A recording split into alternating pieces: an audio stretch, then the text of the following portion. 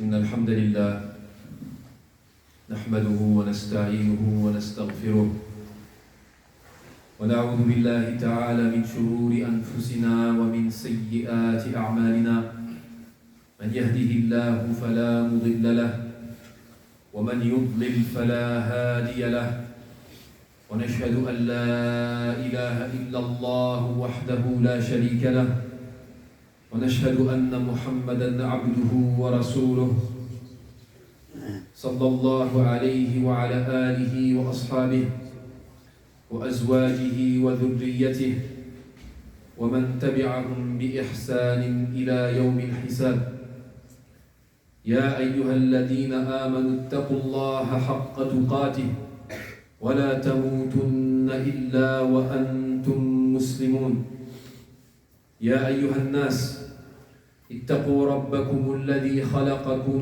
من نفس واحدة وخلق منها زوجها وبث منهما رجالا كثيرا ونساء واتقوا الله الذي تساءلون به والأرحام إن الله كان عليكم رقيبا فأمر الله تبارك وتعالى بتقواه في كتابه في عدة مواضع.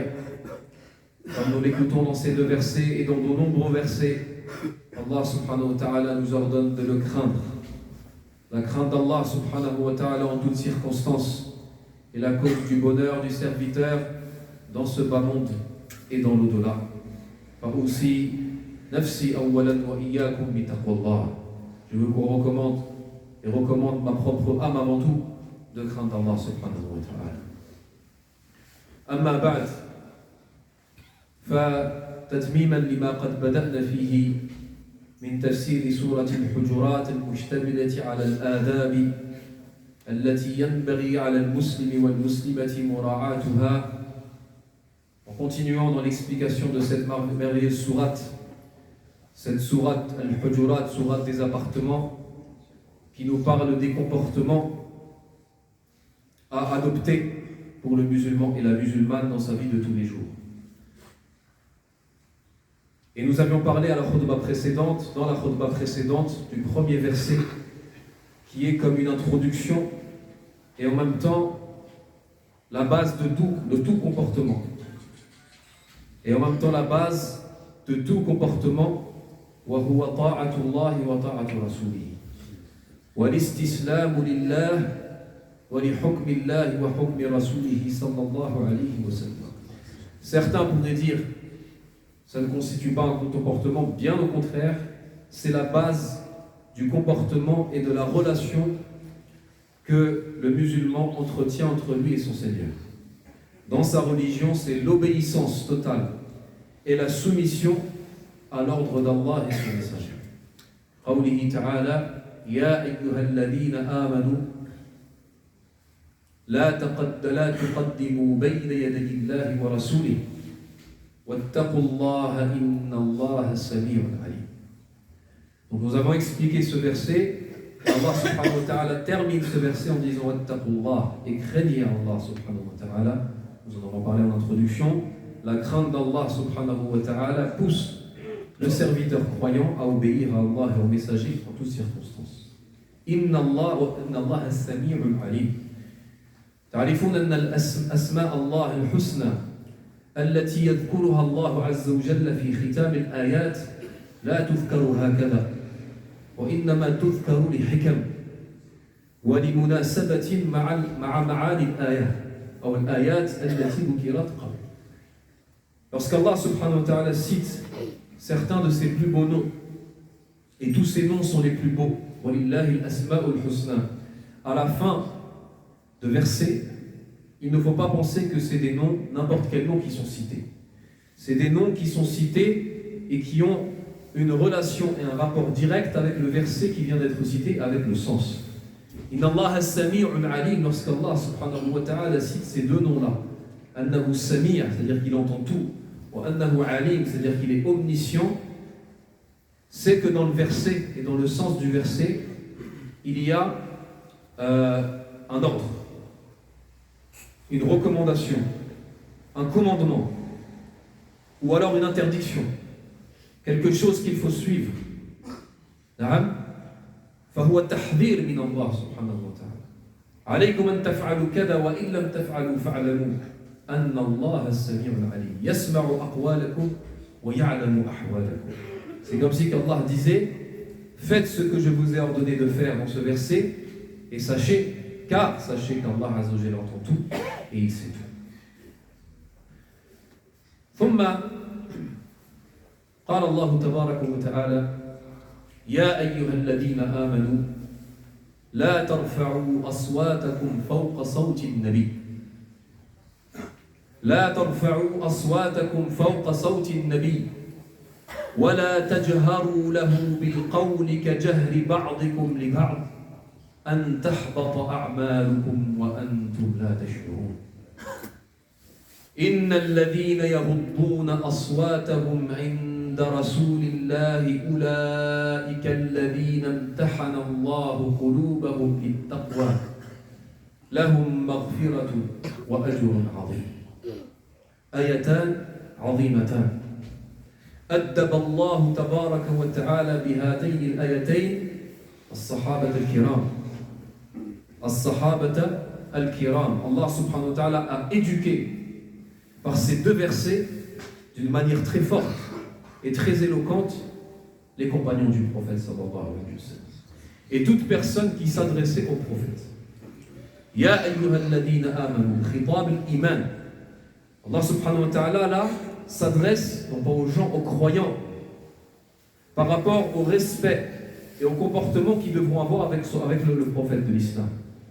Quelqu'un qui n'est pas musulman n'a par définition même pas de respect envers le prophète Mohammed, en tant que prophète, pas en tant que personne.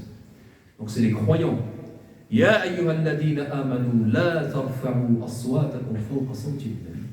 Ne levez pas vos voix au-dessus de la voix du prophète. لا ترفعوا أصواتكم فوق صوت النبي ولا تجهروا له بالقول كجهر بعضكم لبعض. Et n'élevez pas vos voix comme vous le faites les uns envers les autres. Ne levez pas vos voix au-dessus de sa voix, c'est-à-dire لا تجهروا له بالقول أي لا تجهروا عليه بالقول. Ne levez pas vos voix au-dessus de sa voix, comme vous la levez lorsque vous vous parlez les uns envers les autres. أن تحبط أعمالكم أي خشية أن تحبط أعمالكم, de peur que vos œuvres soient vaines. Et on va expliquer ce que ça veut dire. أن تحبط أعمالكم وأنتم لا تشعرون أي وأنتم لا تعلمون, alors que vous ne vous en souciez même pas et que vous ne soyez même pas au courant. Et que vous n'en preniez même pas conscience, que vos œuvres deviennent vaines à cause de cela. بهاتين الآيتين أكد الله تبارك وتعالى عظيم حرمة النبي صلى الله عليه وسلم على الناس. Par ces versets, Allah subhanahu wa ta'ala, le deuxième verset, on va le citer par la suite. Par ce verset, Allah subhanahu wa ta'ala a insisté, a montré à l'humanité que la sacralité du prophète Mohammed sallallahu alayhi wa sallam est immense. Et que la place d'un prophète, et notamment ce prophète, auprès d'Allah subhanahu wa ta'ala, est une place très élevée. وأن توقير الناس للنبي صلى الله عليه وسلم واجب ومن واجبات الإيمان. Et que le respect que doit le croyant, tout musulman, envers le prophète est une obligation religieuse et fait partie de la foi, le respect. Donc certains pourraient dire, oui, on le sait, mais on parle des compagnons du prophète, alayhi salatu wassalam, qui eux aussi le savaient. Alors, il y a divergence entre les exégètes concernant la cause de révélation de ces versets. Est-ce qu'Allah subhanahu wa ta'ala a parlé de Abu Bakr et Omar, comme on avait parlé de la cause de la révélation? Ça, c'est une des paroles. Donc là, on parle de parmi les meilleurs compagnons du prophète qui respectaient déjà le prophète, mais ça leur est arrivé de lever la voix devant lui. Quelque chose qui arrive, parce parce que ce sont des humains. Ce n'était pas volontaire. Ou alors la cause de révélation, أو سبب النزول الأعراب الجفاة من بني تميم. Ce seraient les Bédouins. Les Bédouins qui n'étaient pas éduqués, qui ne connaissaient pas les bonnes manières citadines. Ces Bédouins des Banu Tamim, de la tribu de Banu Tamim, qui sont venus visiter le prophète alayhi salatu wassalam. On va voir après quelques versets, effectivement, ils ont manqué de respect ouvertement envers le prophète. Mais ce n'était pas quelque chose de vraiment volontaire. En tout cas, c'était de par leur nature. Et ils n'ont pas fait cela. Bien entendu, ils étaient musulmans, ils se disaient musulmans, ils sont convertis à l'islam. Donc ils n'ont pas levé la voix devant le prophète.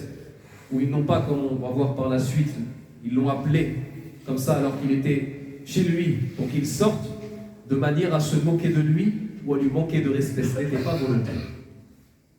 Mais avec cela, Allah subhanahu wa ta'ala a menacé de peur que vos œuvres deviennent vaines.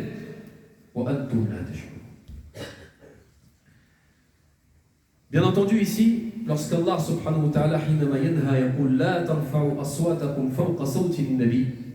ne levez pas votre voix au-dessus de la voix du prophète alayhi salatu wassalam, c'est dans un contexte particulier. C'est-à-dire que ce n'est pas, il faut préciser que ce n'est pas tout. Ça veut dire le fait de lever la voix simplement qui est interdit devant le prophète alayhi salatu wassalam, parce que dans certains contextes ou circonstances, ça ne rentre pas dans l'irrespect du prophète alayhi salatu wassalam. لا يدخل في النقص من حرمة النبي صلى الله عليه وسلم كما يكون عند في بعض الأحوال المهمة. Donc il faut bien comprendre que ce n'est pas dans tous les cas. Et c'est dans le cas où la voix de la personne qui va parler avec le prophète alayhi salam, ou va se retrouver devant le prophète salam, va s'élever au-dessus de la voix du prophète. Donc c'est pas tout le fait de lever la voix de manière générale. C'est lorsqu'on lève de sorte que c'est au-dessus de la voix du prophète alayhi salam. وَلَا تَجْهَرُوا لَهُ بِالْقَوْلِ. نفس الشيء aussi. لا تجهروا له بالقول, ça veut dire ne parlez pas devant lui à voix haute, mais ce n'est pas dans le sens de toute voix haute et qu'il faudrait parler à voix basse devant le prophète, non, parce que le prophète, Allah a précisé il a expliqué quel genre de voix haute qui est interdit, c'est le fait de parler à voix haute et de vive voix, comme lorsque vous parlez les uns envers les autres. فمقام النبي عليه الصلاة والسلام لابد أن يحترم ولا يكون مقامه مثل مقام الناس. Donc lorsque on se retrouve devant le prophète alayhi salam, on ne peut pas lui parler comme on parle avec les autres. Et on se doit de tenir un certain comportement. ثابت بن قيس ابن شماس صحابي جليل. ثابت بن قيس بن شماس هو الذي كان يسمى أو يلقب بخطيب النبي عليه الصلاة والسلام. خطيب النبي صلى الله عليه وسلم, c'est lui qui faisait les sermons. Dans le sort chez les Arabes, il y a des poètes et il y a des gens qui sont dotés d'une faculté à faire des sermons, des prêches. Ils sont très éloquents. C'est autre chose, ce n'est pas la poésie. Le poète du prophète alayhi salam parmi les Ansar, c'était Hassan ibn Thabit. Et Al-Khatib, celui qui faisait les sermons très éloquents, c'était Thabit ibn Qais ibn Shumas. Pour quelle raison? Parce que c'était quelqu'un qui avait une voix très forte. كان جهير الصوت. ولماذا كان جهير الصوت؟ كان جهير الصوت لأنه كان به شيء من الصمم.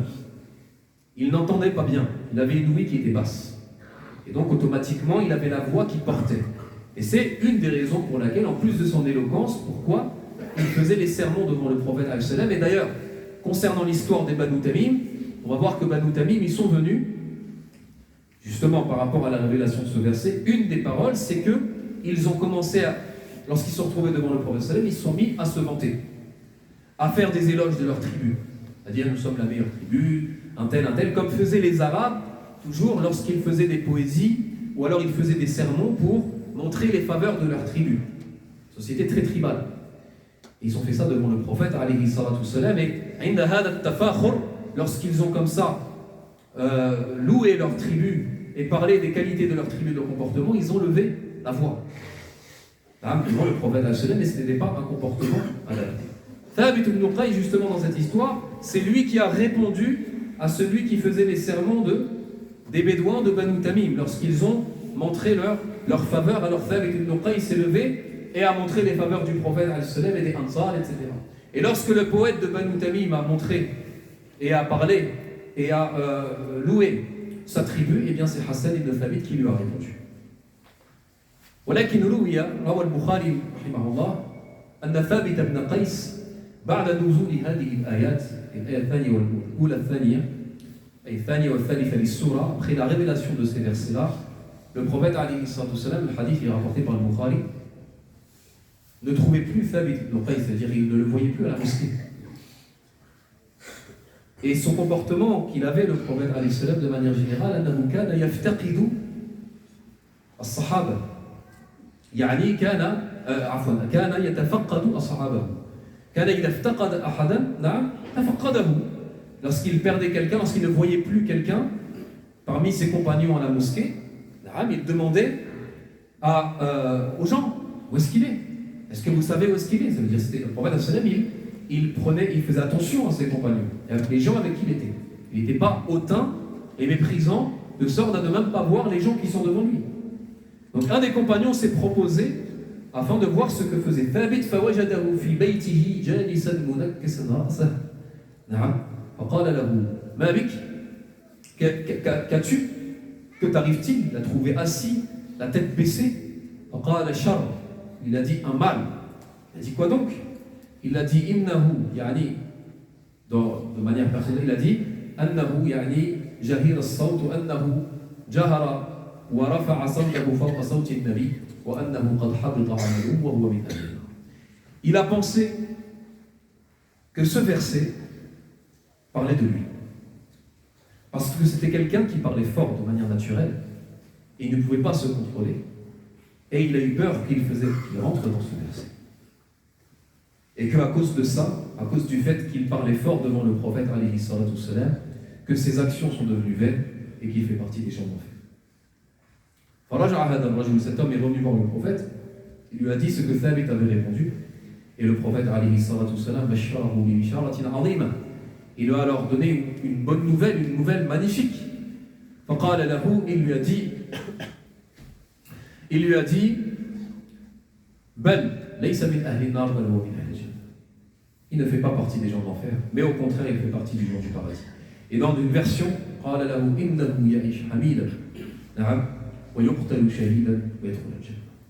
il vivra de la meilleure des façons, il mourra martyr et il rentrera au paradis. ثابت بن قيس في معركة اليمامة ضد مسيلمة الكذاب. Donc c'est dans la guerre des apostats à l'époque de Abu Bakr que Thabit ibn Qais est mort. فصدق وعده النبي عليه الصلاة والسلام له. انظروا كيف كان الصحابة رضوان الله عليهم ما كانوا يرتفعون أو يفتخرون أو يقولون هذه الآية لا تعنيني وإنما تعني الكفار أو إنما تعني الأعراب. Les compagnons, ils ne se disaient pas, ces versets-là, ils ne parlent pas de moi. Ils ne disaient pas, moi je fais partie des gens du paradis, moi je suis un compagnon qui est proche du prophète, le prophète m'aime bien, je suis celui qui fait les sermons devant le prophète, alayhi salatu wassalam, je suis connu. Ce verset, il ne parle que des mécréants, ou alors il ne parle que des bédouins qui ne respectent pas le prophète. Là, ils se posaient des questions déjà d'eux-mêmes, sur eux-mêmes. Les premières personnes sur lesquelles ils avaient peur, c'était eux-mêmes. Et ça, c'est le signe de la foi.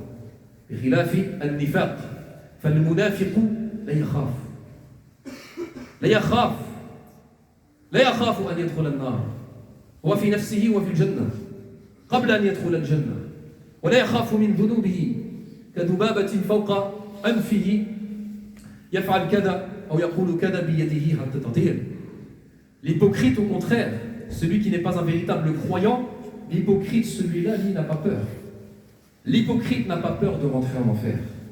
L'hypocrite pense être déjà rentré au paradis avant d'être rentré au paradis. L'hypocrite n'a pas peur de ses péchés. أما المؤمن فهو الذي يخاف من ذنب ولو كان صغيرا إن استطعنا أن نقول أن الذنوب صغيرة. Il a peur même d'un tout petit péché ou d'une petite erreur. يخاف من الله سبحانه وتعالى ولا يأمن على نفسه الجنة أبدا. Il ne se garantit pas à lui-même le paradis.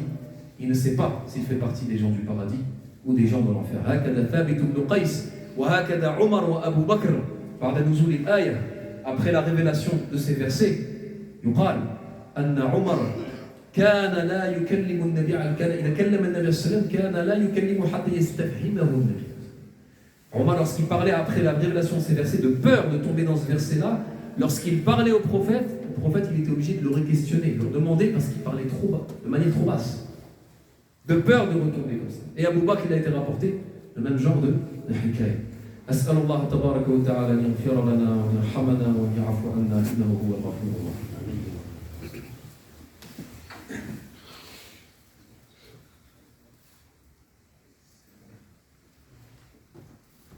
الحمد لله والصلاة والسلام على رسول الله وعلى آله وأصحابه ومن والاه اتبع هداه وسلم تسليما كثيرا. أما بعد، لا ترفعوا أصواتكم فوق صوت النبي ولا تجهروا له بالقول كجهر بعضكم لبعض أن تحبط أعمالكم وأنتم لا تشعرون. وعيد مع أن المفسرين قالوا أن حبط الأعمال هنا, le fait que les œuvres soient vaines, les exégètes ont dit que إن عني بذلك المؤمنون وهو الصحيح إن شاء الله. Si dans ce verset ceux qui ont été voulus c'est les croyants et c'est ce qui apparaît le plus authentique, فليس المراد منه حبط الأعمال أي الكفر والارتداد والخروج من الإسلام. Ce n'est pas voulu par cela.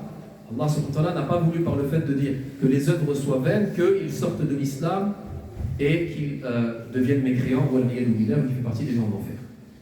وإنما قالوا حبط الأعمال هنا هي حبط الأعمال الصالحة التي كانوا بصددهم أن يفعلوها لو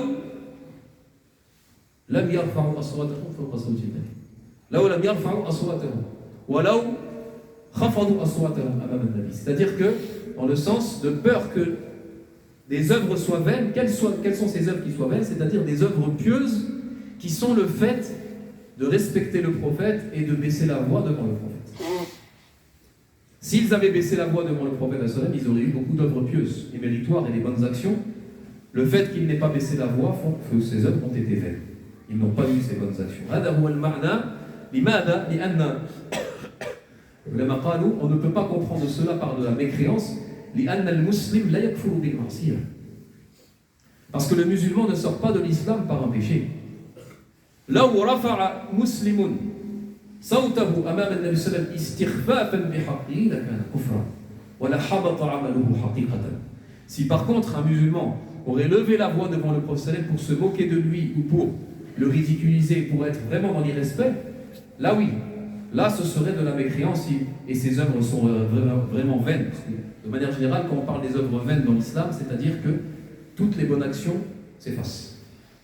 Et pour que des bonnes actions s'effacent totalement depuis le début de la vie de la personne jusqu'à ce moment-là, c'est un acte de mécréance et c'est de la mécréance, la personne sort de l'islam. ليس هو المقصود إن شاء الله إن كان الخطاب للمؤمنين. هنا أريد أن أتكلم حول هذه الآية. Je veux parler autour de ce verset. وهو أن الله سبحانه وتعالى هنا أمرنا بالأدب وبالاحترام النبي عليه الصلاة والسلام. Allah Azza wa Jalla ici nous a ordonné d'être respectueux envers le prophète, au point de ne pas lever la voix devant lui, au-dessus de sa voix, ou de lever la voix comme on lève la voix les uns envers les autres.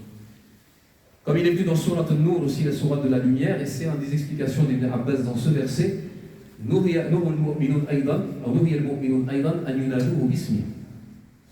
c'est dans Surat An-Nur. Les croyants étaient dans l'interdiction de l'appeler par son prénom, de dire Ya Muhammad, ou de l'appeler par son prénom, c'était interdit. Parce qu'on le fait nous, les uns envers les autres, mais pas le prophète. Sa place est plus haute. أمرنا بالأدب مع النبي عليه السلام. وكما ذكرنا قول ابن العربي القاضي أبي بكر بن العربي رحمه الله أن حرمة النبي عليه الصلاة والسلام حيا كحرمته ميتا. On a dit la sacralité de l'Arabie qui disait la sacralité du prophète lorsqu'il était vivant est la même après sa mort. فلذلك الذي هو أمام قبر النبي عليه الصلاة والسلام بل الذي هو في مسجد رسول الله صلى الله عليه وسلم لا يحل له أن يرفع صوته كما نبه عليه العلماء. Il n'est pas autorisé à quelqu'un qui est devant la tombe du prophète, أمام جسده الشريف, ou bien même dans la mosquée du prophète, de lever la voix. Et un jour, il y a deux hommes qui ont levé la voix. Omar ibn al-Khattab, Jarahum, il les a réprimandés violemment. Il a su que c'était des gens qui n'étaient pas de Médine. Il a dit, si vous étiez de Médine, j'aurais fait pire. Celui qui va visiter le prophète, même si le prophète est décédé et il est mort, il est devant lui, c'est comme si il était devant lui dans son vivant. Ne pas lever la voix devant la tombe du prophète et son tombeau. On voit des gens, malheureusement, quelquefois, c'est par ignorance, quelquefois par amour du prophète, mais par ignorance, ils ne connaissent pas le comportement, ils lèvent la voix. Ils lèvent la voix lorsqu'ils passent le salam au prophète. Ils crient, ou alors ils disent des choses, mais ils lèvent la voix devant le tombeau du prophète, ou dans la mosquée du prophète. Tout cela, ce n'est pas autorisé. وكذلك كما قال ابن العربي رحمه الله إذا قرأت وتليت أحاديث رسول الله والسنة النبي عليه السلام, lorsque les hadiths du prophète sont cités, lorsque des hadiths sont cités, on ne lève pas la voix. On ne lève pas la voix et on ne se détourne pas comme si on était devant le prophète et comme si le prophète nous parlait devant nous. On ne se détournerait pas devant lui, on n'oserait pas le faire et on ne lèverait pas la voix devant lui. نفس الشيء حرمته ميتا كحرمته حيا. قال ابن عطية رحمه الله المفسر قال وكذلك العلماء لأنهم ورثة الأنبياء. Ibn Atiyya l'exégète nous dit, ce grand savant, il nous dit même chose pour les savants. Même chose pour les savants parce que ce sont les héritiers des prophètes. Et il a dit d'ailleurs la même chose pour le premier verset dans l'obéissance. Les savants sont les héritiers des prophètes. Bien entendu, al-ulama laysu fi maqam al-anbiya wal-alimu fi al-islam laysa fi maqam al-nabi alayhi sallam hasha. Possible. Le savant n'a pas la place du prophète, n'a pas la sacralité du prophète. On n'a pas le même respect. On ne doit pas le même respect aux savants de l'islam comme on doit au prophète alayhi sallam. Mais on lui doit le respect. On ne lève pas la voix au-dessus de sa voix. Parce qu'il a en lui la révélation, la science qui est l'héritage du prophète. On le respecte pour sa science qu'il a entre lui. Le respect de la science et le respect des savants. Et pour terminer, le respect envers la science, envers la révélation d'Allah subhanahu wa ta'ala et envers les savants, c'est quelque chose qui existe dans notre religion tabaran.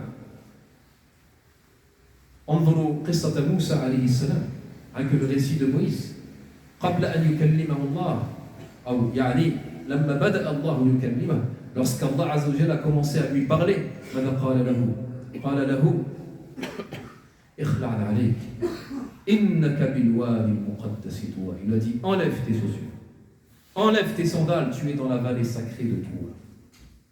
Respect envers la science, envers ce que tu vas entendre, envers la révélation divine. وانظروا كيف تعامل جبريل عليه السلام مع النبي صلى الله عليه وسلم أول ما لقيه. Ça c'est le premier moment de révélation de Moïse et le premier moment de révélation du prophète Mohammed sallallahu alayhi wa sallam. Regardez comment l'ange Gabriel s'est comporté avec lui pour lui montrer la place qu'a un professeur envers son élève. Il l'a empoigné fortement jusqu'à qu'il ne pouvait plus respirer 3 fois d'affilée. Afin de l'éprouver dans l'enseignement. Peut-être qu'il va fuir, peut-être qu'il ne sera pas à la hauteur. Je dis de manière générale, un professeur envers son élève, le respect. Même si le prophète est dur avec toi, il sait pourquoi il est dur, tu le respectes. هكذا الأدب مع العلم وهكذا الأدب مع العلماء ونعاني في هذه الأوقات وهذه الأزمنة. Malheureusement on souffre dans cette époque comme certains disent, oui, les musulmans, ils sont éduqués, les arabes, ils sont éduqués. Il n'y a pas de problème. Mais sauf qu'on voit des choses. On voit des choses. On voit des gens qui se permettent de parler devant un savant comme si que c'était lui qui était plus savant que lui. À lever la voix devant lui sans le respecter lui en tant qu'être humain, sans le respecter en tant que professeur et surtout sans respecter la science qu'il y a dans lui. Cette révélation qu'il a appris par cœur, qu'il a mémorisée ou il a fatigué pour l'apprendre, ne respecte pas tout ça. Non, lui il vient, il n'a fait rien de tout ça, il vient, il le tue. Il lui pose des questions ou il le corrige après la khutbah ou après son cours. Okay. Et après cela, on dit les Arabes et les musulmans sont éduqués, il n'y a pas de problème. Mais on manque d'éducation. Nous sommes éduqués, Inch'Allah, mais on manque d'éducation. Si ce n'était pas cela, pourquoi Allah subhanahu wa ta'ala a révélé Surat al-Hujurat, cette grande sourate, sur des compagnons du prophète sallam qui étaient plus éduqués que nous, vers la fin de la révélation, à Sanatu Tasi'a, la 9e année de l'Hijra. توقفوا هنا et on continuera la semaine prochaine إن شاء الله. أسأل الله تبارك وتعالى أن يغفر لنا وأن يرحمنا وأن يعفو عنا وأن يسامحنا وأن يجعلنا من الذين يستمعون القول فيتبعون أحسنه أولئك الذين هداهم الله وأولئك هم أولو الألباب. اللهم أعز الإسلام والمسلمين، اللهم وحد كلمتنا على الحق والهدى يا رب العالمين. اللهم اجمع صفوف المسلمين في مشارق الأرض ومغاربها، اللهم اجمع صفوفهم، اللهم وحد صفوفهم ووحد كلمتهم، اللهم اجعلهم يجتمعون على الحق. اللهم اجعل هذا الاجتماع اجتماعا مرحوما واجعل تفرقه بعده تفرقا معصوما.